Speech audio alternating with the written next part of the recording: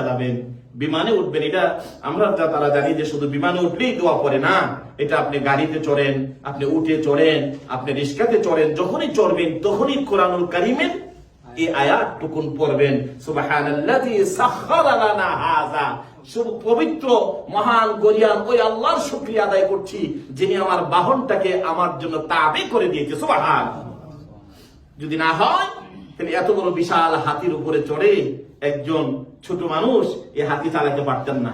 আজকে দেখলাম এক হাতি, বন্য হাতি এক লোককে মাঝখানে চিরে ফেলেছে।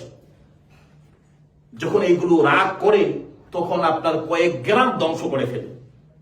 আবার এই জন্য আল্লাহ রাব্বুল আলামিন বলেছেন, সুবহানাল্লাযী সাখখারা লানা, আল্লাহ তাবে করে দিয়েছেন দুনিয়ার বিমানগুলোকে।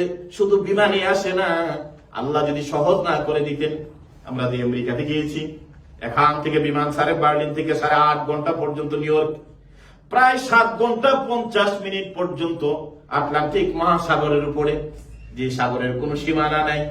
যদি আল্লাহ না করুক, কোন ঘটনা যদি ঘটে যায়, এই বিমান এমন এক জায়গায় পড়বে পৃথিবীর ইতিহাসে তার সন্ধানও পাবেন, মানুষের সন্ধান পাবেন দূরের কথা। এই জন্য বিমানে চড়ার পরে আল্লাহ বলেন এইটাকে রাস্তার মতো পৌঁছে দেয় আমার আল্লাহ রাব্বুল আলামিন সহজ করে দেয়। এই জন্য মানুষ যেন যে কোনো গাড়ি চালায়, আপনার বিমান চালায়, সে উঠেই